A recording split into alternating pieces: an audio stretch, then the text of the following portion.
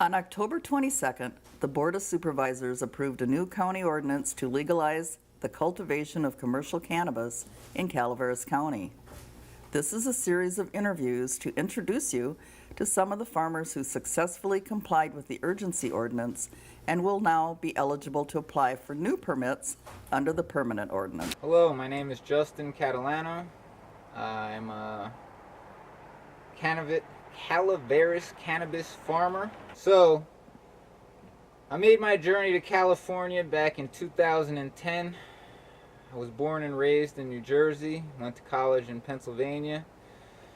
And in 2010, I had an opportunity to run a dispensary in San Francisco, California. A childhood friend of mine opened a dispensary. He must have came out here in about 2008.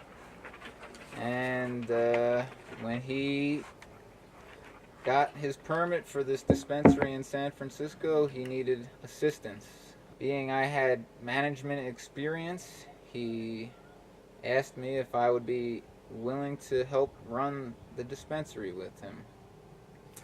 Being I've known about cannabis culture since a young boy, I knew that this was an opportunity of a lifetime, as the Bay Area was known to be the mecca of cannabis, and I needed to take that opportunity. I moved myself away from all my friends and family to take this opportunity, and it was an amazing experience. Around 2014, I was in the market to get some property, and I found a beautiful piece of land with a house out here in West Point, California. So I've been in West Point since 2014. At the time, Prop 215 and SB 420 were in effect, and that allowed medical patients to cultivate their own cannabis. Being I worked for a dispensary, I had an outlet for any excess cannabis that I produced, and that is where I started my farming career at that point in time. So from 2014 to 2016, it was basically just a medical grow. And in 2016, the county of Calaveras allowed us to apply for commercial cannabis cultivation. The state was getting ready to legalize cannabis, and this was an opportunity that I wanted to be a part of, as I was already in the legal cannabis industry. I felt this was the next step to moving forward and advancing my career and my future in this industry. It has not been an easy road. Definitely have been met with some hardships. In 2018, Calaveras County decided to reverse course and ban all commercial cannabis activity, besides the 3 legal dispensaries that they allowed in Calaveras. At one point in time, I attempted to open a dispensary in Calaveras. Although I met all the requirements that the planning department had, the planning commission and the board of supervisors decided not to approve my dispensary. The commercial cannabis growing aspect of it was what was left at that point in time. But like I said, in 2018, the county reversed course on that. Extremely difficult time for me, as I worked pretty hard to be in compliant with not only the county but also with the state. January 3rd, 2018, I applied for my provisional state license. On January 10th, 2018, I received my provisional state license from the county, from the state in the morning. In the afternoon, the county decided to ban. It was an amazing morning and an awful evening, and a very difficult couple of months after that. And luckily in 2019 the county decided to reverse course again and push forward with the commercial cannabis cultivation ordinance. Being I was in good standing at the time, I was able to reapply for the county and state licenses. I'm currently just waiting for the state to approve my cultivation site. I'm under scientific review at this point in time. We're in the middle of July right now. This season is kind of shot, and you know, we'll work better for the next year. I'm a single father. My son,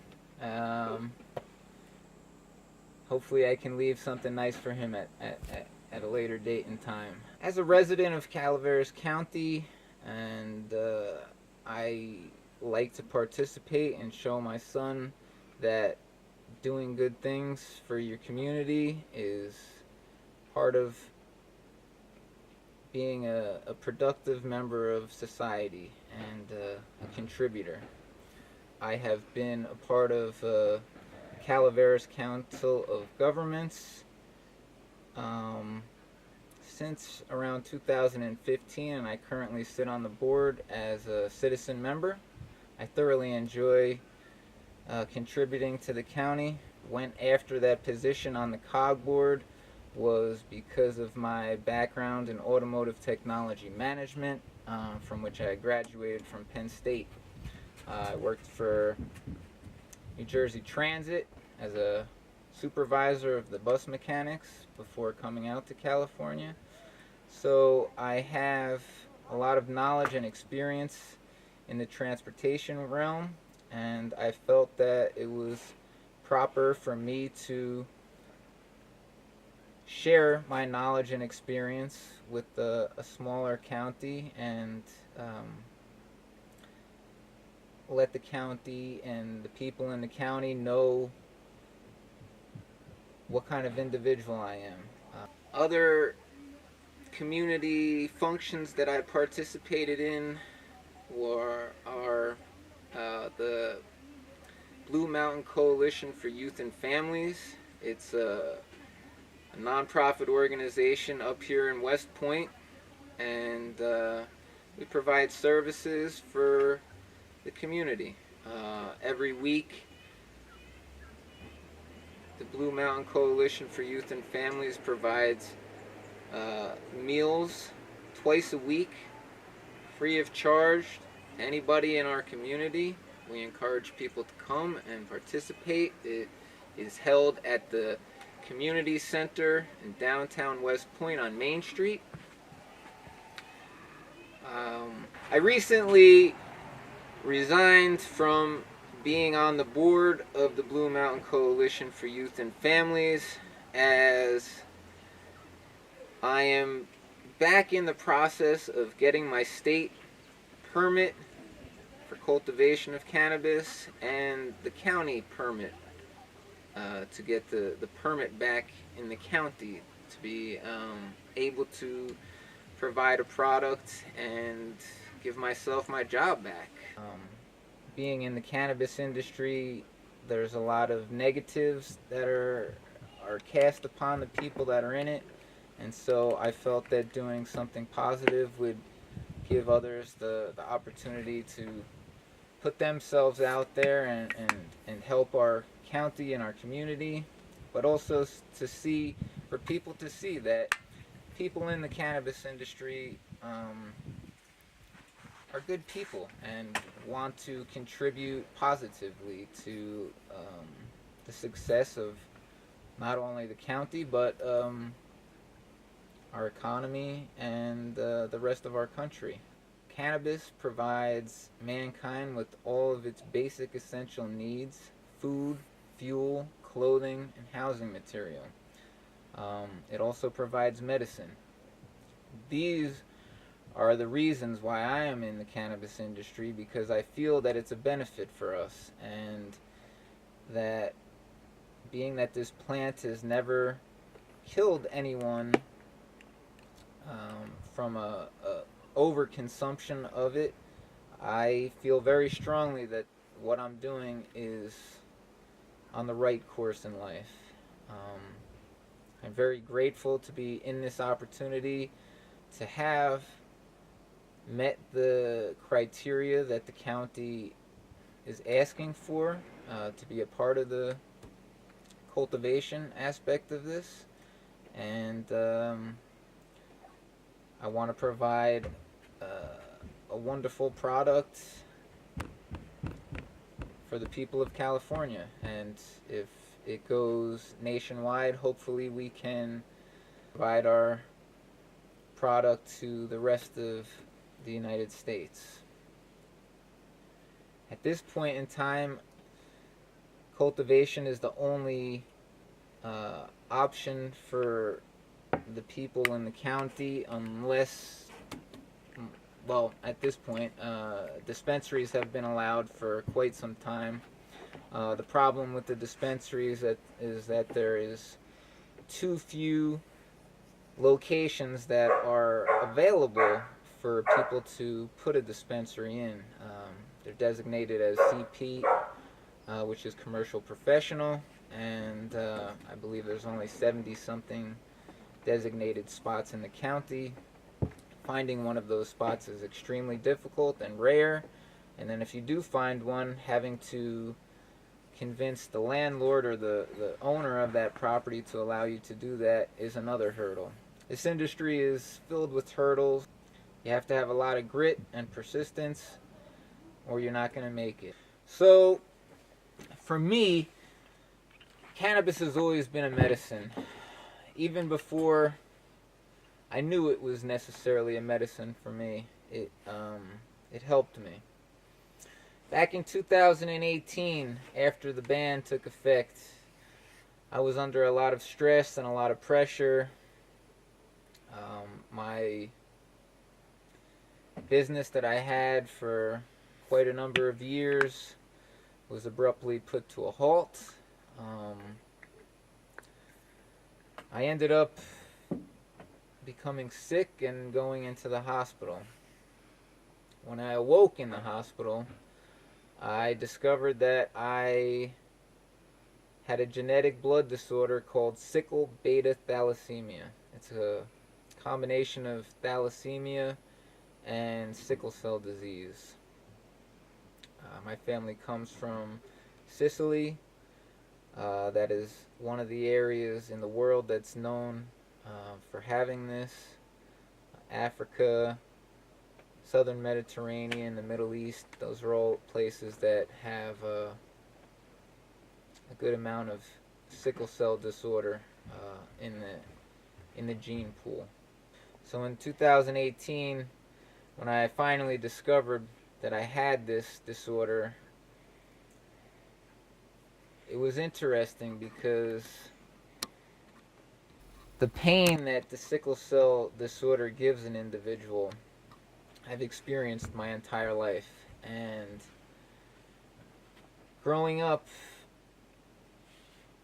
when I would go to seek treatment or help for that, for the pain that I was having from that, I was met with different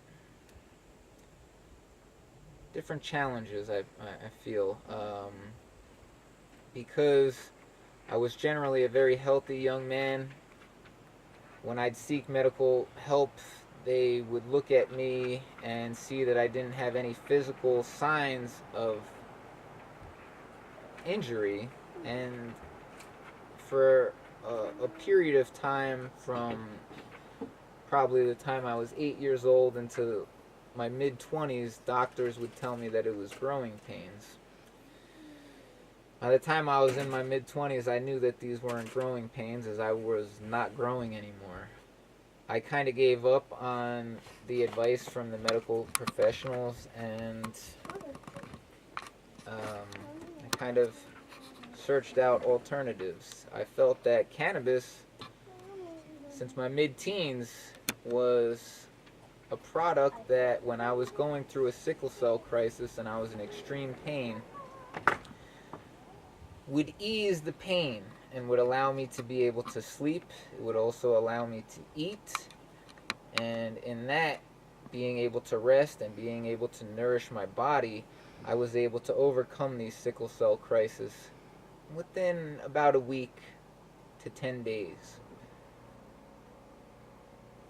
Now that I know what I have went to the hospital on one occasion when I had a sickle cell crisis, and I was given morphine to ease the pain. Now, morphine is a pretty strong opiate. It's not a product that I am interested in consuming. I don't believe that they send people home with morphine, but that's what they treat you with at the hospital when you have sickle cell disorder.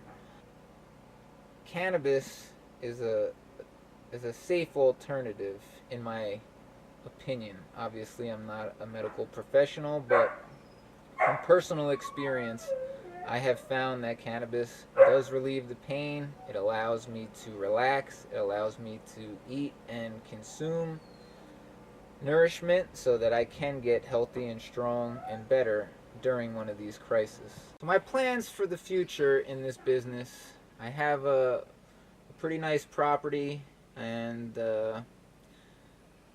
I do everything as natural and as organic as I can. I use my forest that I basically live in to provide the proper nutrients and ingredients for my plants.